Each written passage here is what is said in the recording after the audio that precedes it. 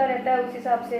जो ocular hygiene की बात करें हम लोग, तो ऑक्यूलर हाइजीन का मतलब होता है कि अभी जो नाउअडेज जो ट्रेंड चल रहा है कि छोटे छोटे बच्चे मोबाइल लैपटॉप पे बैठे रहते हैं, घंटों घंटों गेम खेलते रहते हैं, तो डेफिनेटली उसका तो बुरा असर तो पड़ेगा आंखों पर, जिसकी वजह से ये जो चश्मे जो बच्चों को जल्दी लग रहे हैं। और बात ये है कि मतलब जो मैंने अपनी प्रैक्टिस में मैंने देखा है कि कई पेरेंट्स बच्चों को चश्मा नहीं देना चाहते हैं। तो ऐसा नहीं है कि आज आप उसको चश्मा नहीं दे रहे हैं तो आप उसके लिए एक फेवर कर रहे हैं, अच्छा काम कर रहे हैं, आगे जा करके वो और ज़्यादा प्रॉब्लमेटिक हो जाए।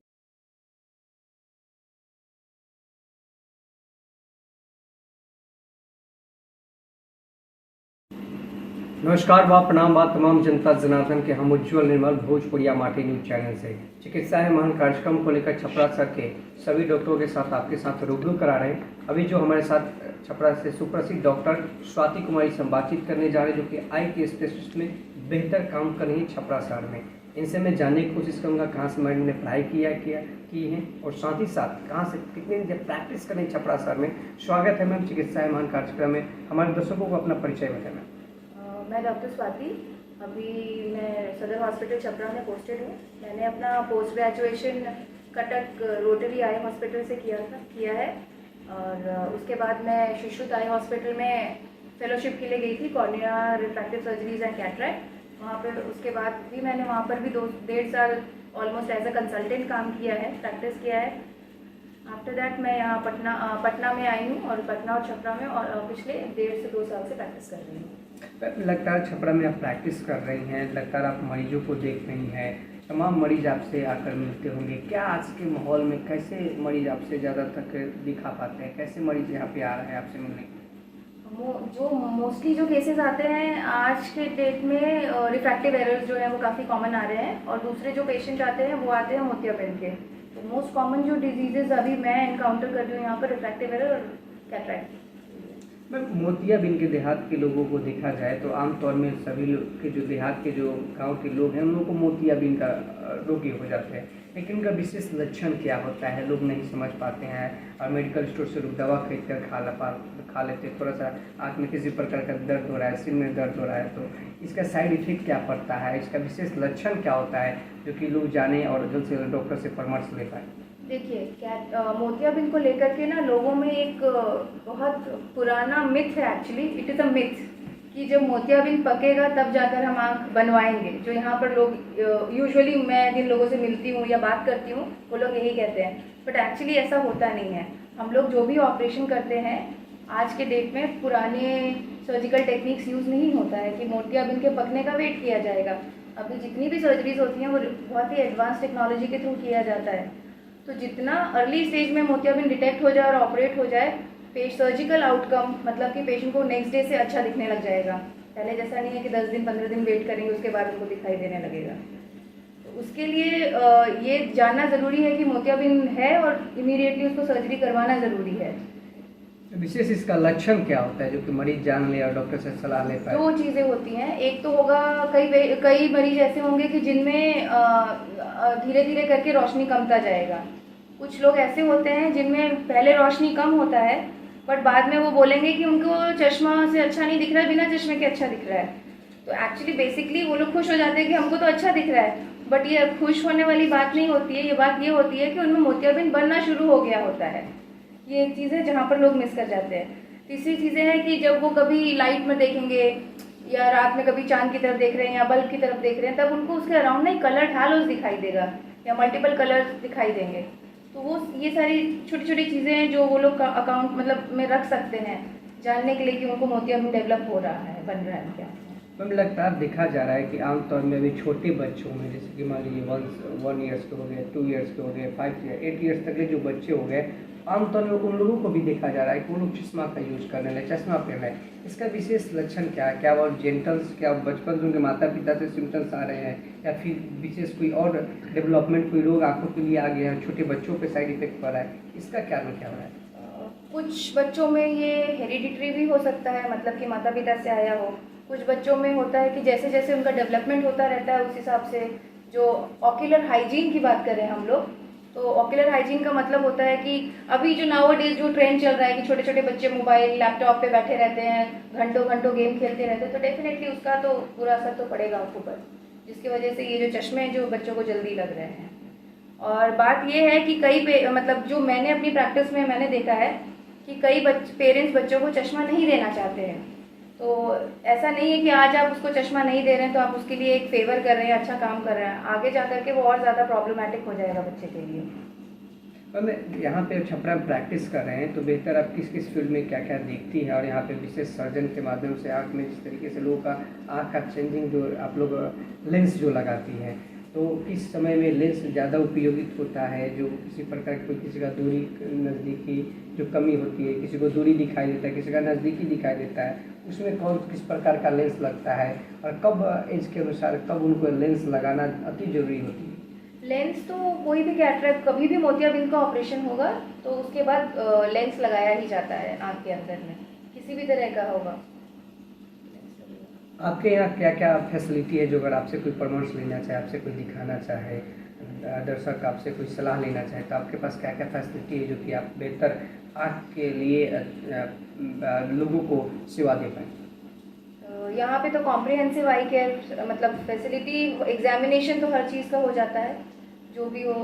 जैसे कि हमारे आँख में भी अलग अलग चीज़ें होती हैं जो बहुत लोगों को नहीं पता है, मैं बता देती हूँ कि मतलब हमारे पास डिफरेंट चीज़ें होती हैं, जैसे कि पुतली का बीमारी हो गया हो, पर्दा का बीमारी हो गया, ग्लॉकोमा करके एक बीमारी होता है, आँख का जो टेढ़ा होना, भेंगापन होता है ना, या फिर आँख में भी जो ट्यूमर्स होते हैं ये सारे, या फिर चोट लगना, आँख में जो चोट लग जाते हैं, ट्रॉमा के जो केसेस आते हैं, ये सारे अलग अलग डिपार्टमेंट वाइज हैंडल मतलब किया जाता है। बट यहाँ पर आपको कॉम्प्रिहेंसिव आई केयर फैसिलिटी मिलेगा। अब ट्रोमा की जो बात कर रही हैं, आमतौर में जो देहातों में देखा जा रहा है, लोगों को ट्रोमा हो गया है लेकिन कुछ जानकारी नहीं हो पा रही है, उसका कुछ लक्षण बताए कि लोग जल्द से जल्द डॉक्टर से सलाह ले पाए। ट्रॉमा तो जैसे चोट लग जो जग जाता है, फर्स्ट एंड फॉरमोस्ट तो इम्पॉर्टेंट ये होता है कि आपको आप किसी भी ऑफ्थेल्मोलॉजिस्ट मतलब कोई भी जो आँख के डॉक्टर हैं उनसे जाके मिलना पड़ेगा, उसके बाद ही पता चलेगा। जैसे कि कई पेशेंट होते हैं जिनमें चोट लगने की वजह से पुतली फट जाता है, तो उसमें हम लोग पुतली उनका रिपेयर कर सकते हैं, नया करीब सिलाई कर सकते हैं, अगर सिलाई करने लायक नहीं है तो नया पुतली लगा सकते हैं। कई बार होता है कि चोट लगने की वजह से रेटिना जो पर्दा है वो अलग हो जाता है, उसको सेटल किया जाता है। कई बार ट्रॉमा की वजह से आँख में मोतियाबिंद हो जाता है, तो मोतियाबिंद को ऑपरेशन करके उसको ठीक किया जाता है।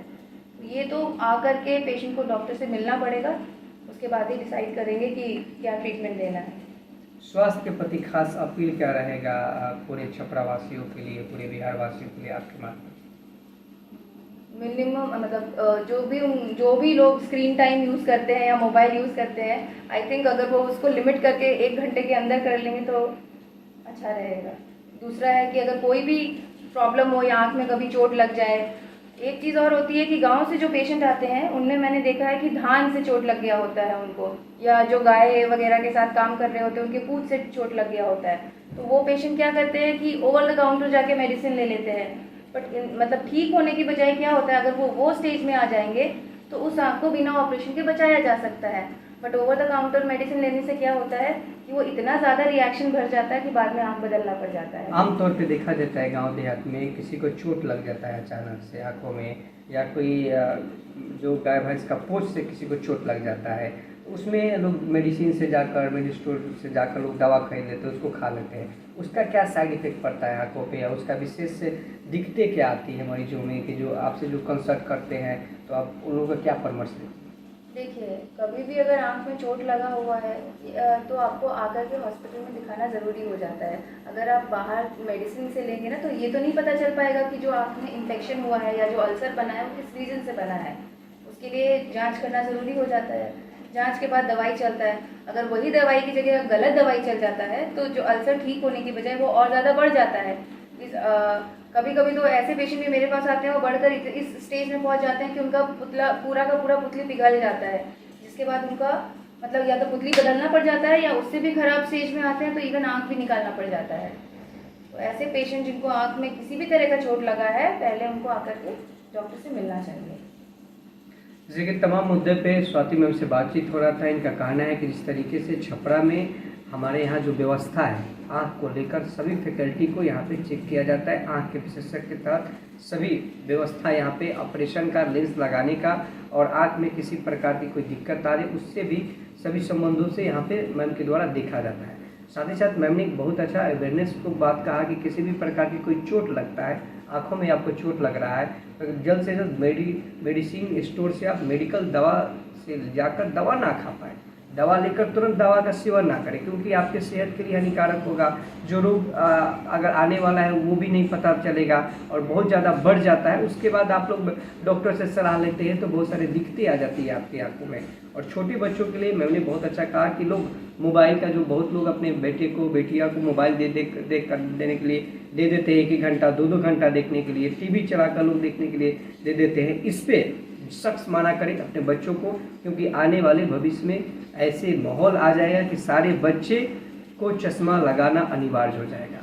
चाहे अगर आप अभी इस चीज़ को नहीं बरतेंगे, नहीं रोकेंगे, नहीं थामेंगे, तो आपका भविष्य और अंधकार में आपके बच्चे का जा सकता है।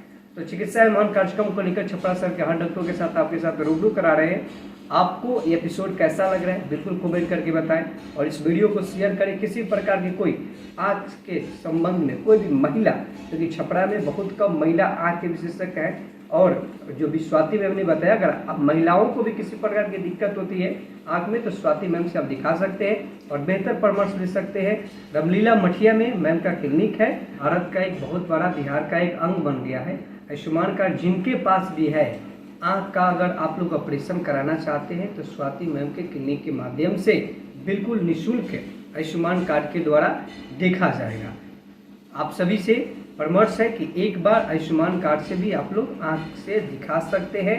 और आपको मैं बता दूं कि इनके जो पति हैं डॉक्टर प्रकाश ठाकुर जी, वो भी साथ में ही बैठते हैं रामलीला मठिया में, जो कि हृदय विशेषज्ञ है और साथ ही साथ डायबिटीज़ के रोगियों के लिए भी देखरेख करते हैं। किसी प्रकार की कोई परामर्श लेना चाहते हैं तो पति पत्नी दोनों से आप लोग रूबरू हो सकते हैं। चिकित्सा महान कार्यक्रम को लेकर आप सभी को कैसा एपिसोड लगा बिल्कुल शेयर करें।